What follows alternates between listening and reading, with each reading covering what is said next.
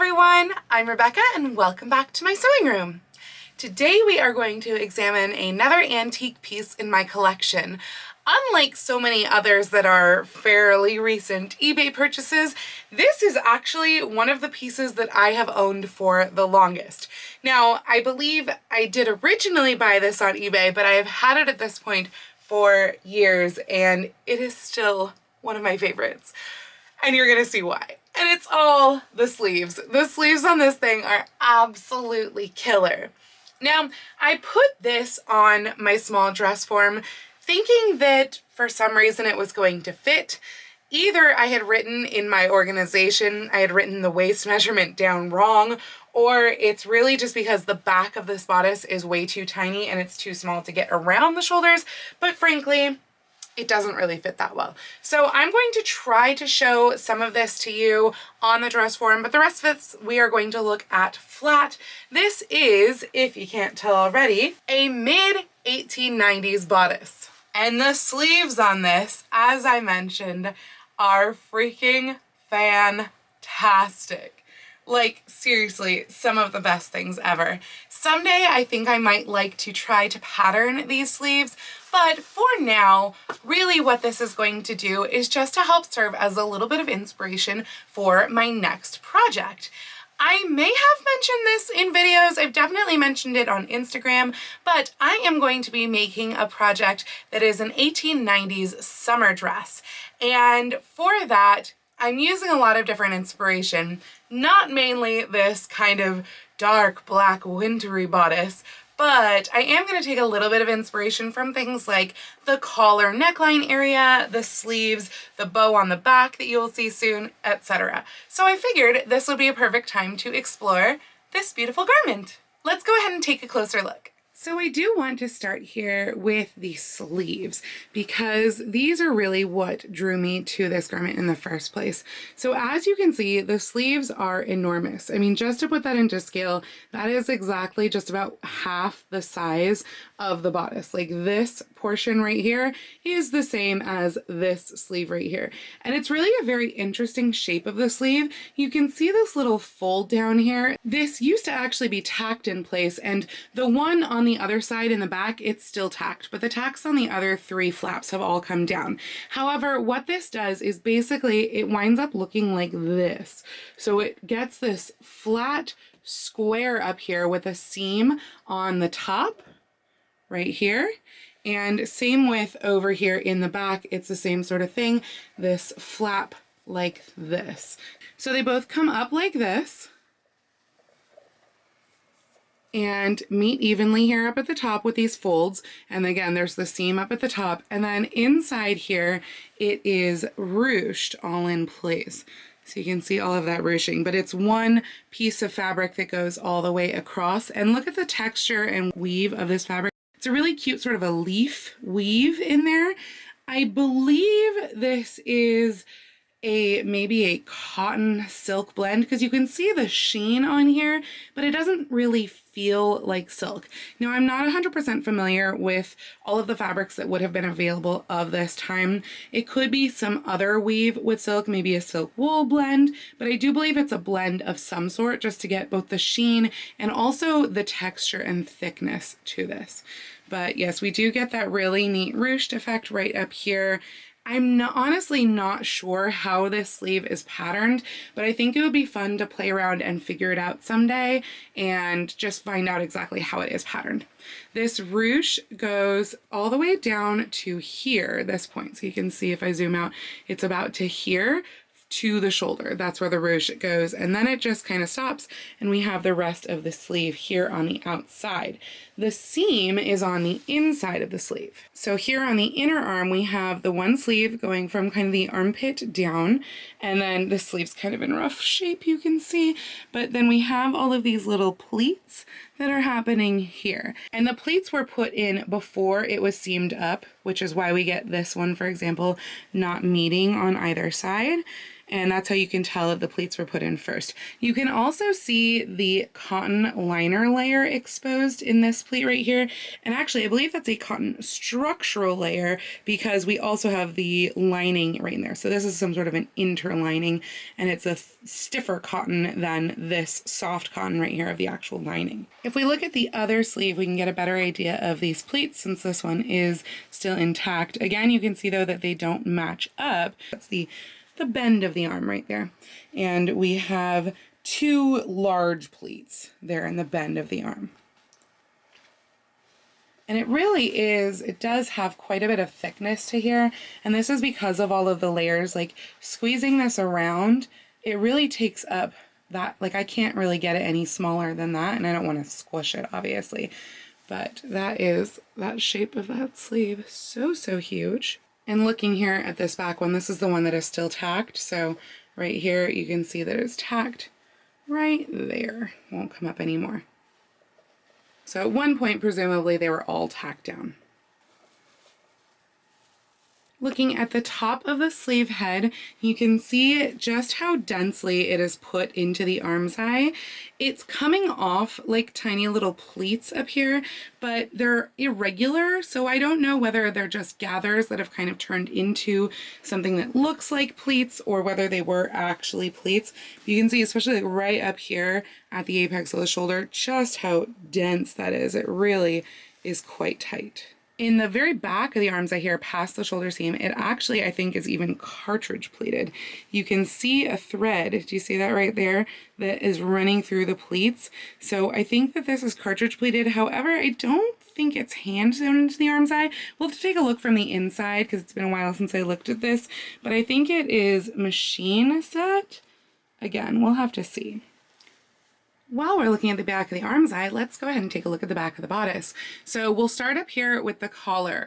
Now the collar, as well as some of the decorative trimming in the front, it's all this sort of a dusty purple, kind of a mauvey purple underneath with this netting, this spotted netting up top. And that goes for these rosettes and for some of the decorative stuff in the front, as well as the binding along the bottom of the bodice. And I think it's just very cute and very delicate looking, really nice.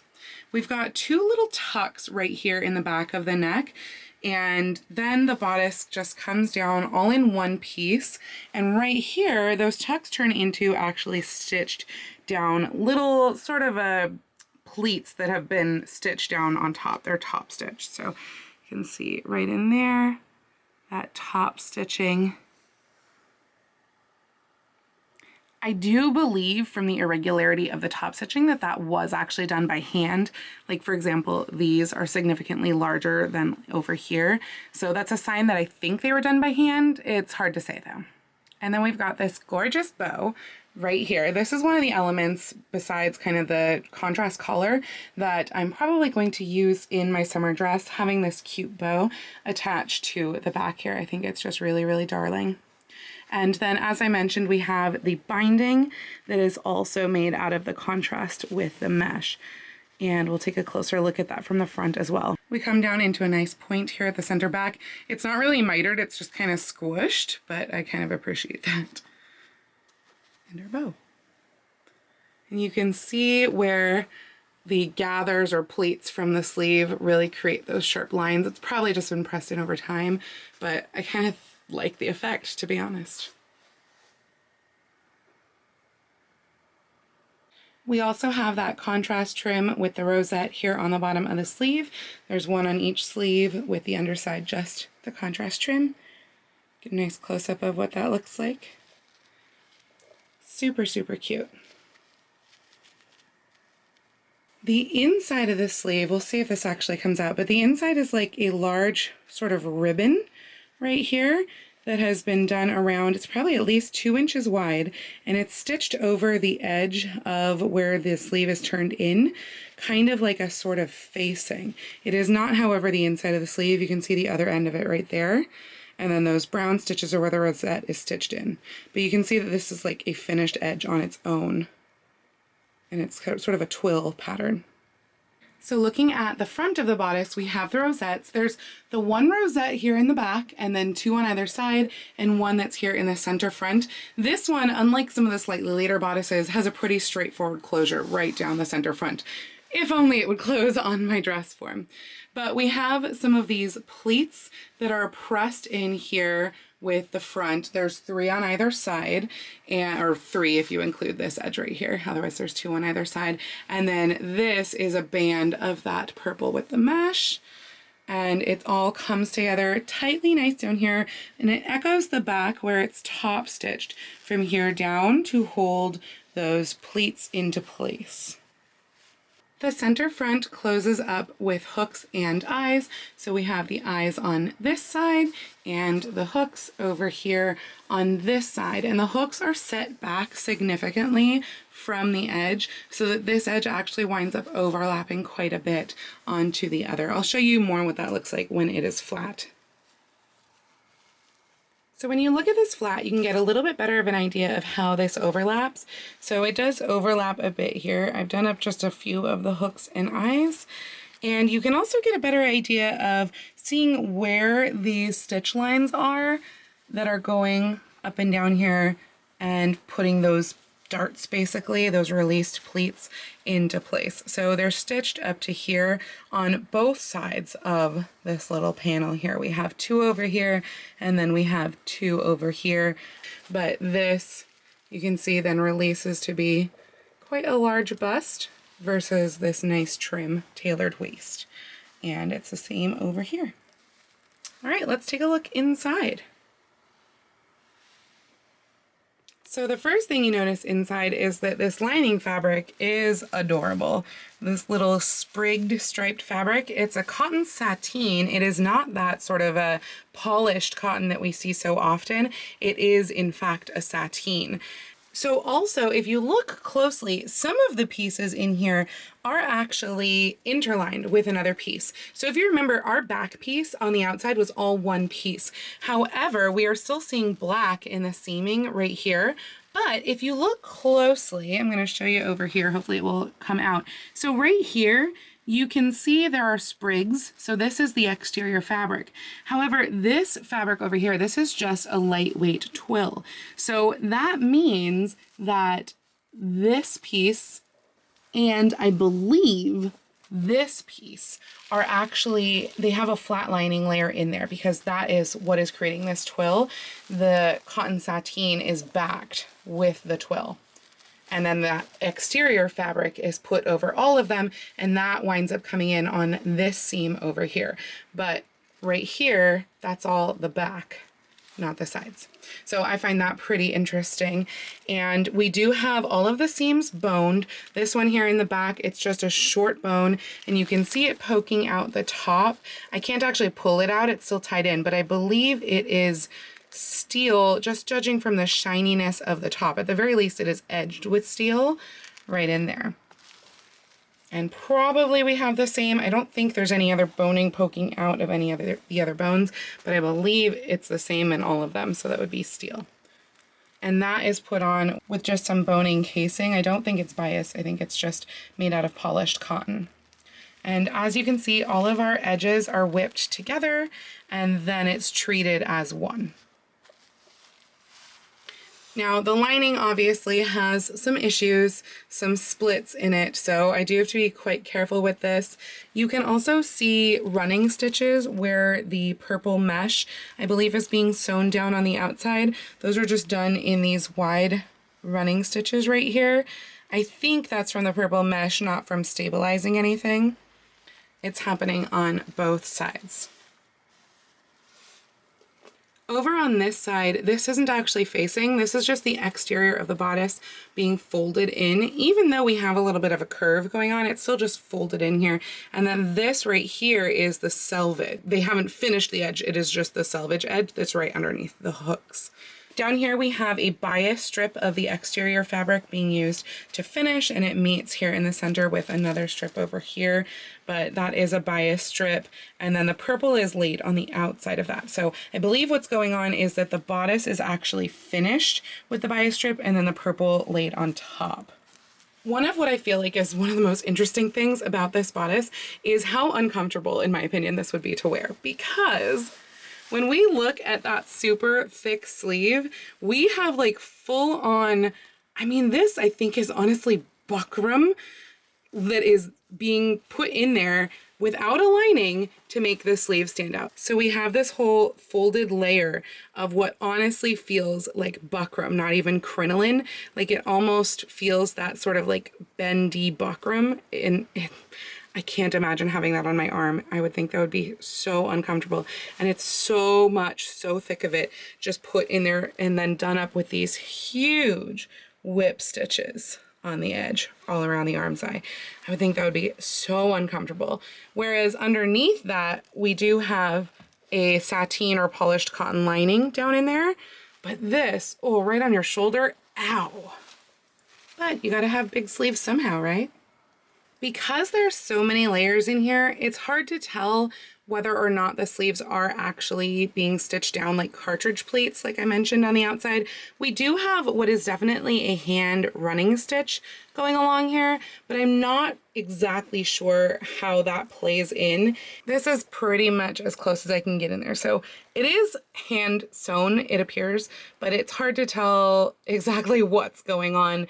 From this inside, it doesn't look like cartridge pleating, but also I have a feeling that's because this sateen liner layer is nowhere near as large as the exterior, because this sateen, it doesn't go up into our shoulder pleats. The sateen, I don't know if you can tell where my finger is right here, but right in the center of the frame, right here, that's where my finger is. So that's the extent of the inner sleeve poof, and then we have the huge sleeve poof up there. So really, there's not much of the sateen that is, like, it's a fairly fitted inner liner layer. And the ruched bit here, that is stitched through to the sateen. So I can feel that stitching inside. That's where my fingers are right now, where that ruched bit is. And that holds that in place. But yeah, we can't really tell exactly how that is stitched in, especially with the cartridge pleat looking stuff on the exterior. The other thing is, like, the sleeves are by far the heaviest part of this garment, and they knew that too, because they've actually sewn in little twill tapes right here to hold it up so that it could hang basically by the sleeve, because that was where it was heavy. It's on both sides, these little twill tapes. So as far as pieces go, we have 1, 2, 3, 4, 5 interior pieces on each side, whereas the exterior, I think, was 2 or 3 on each side. On the other hand, we have way more boning than that. We've got 1, 2, 3, 4, 5, 6, 7, so 14, 15 bones overall across the whole bodice. So it's very, very structured and nicely tailored here down at the waist. They are all fairly short. The longest bone would be these guys over here, kind of under the arm, that do go pretty much to where the arm's eye is. And the boning all tucks in under the facing as well. This is really what you always see. The facing is on top of the boning. There's also a little bit of a waist stay right here. It's over here as well. So you would do that up before you would do up the front of the bodice, because that alleviates any strain on the bodice itself.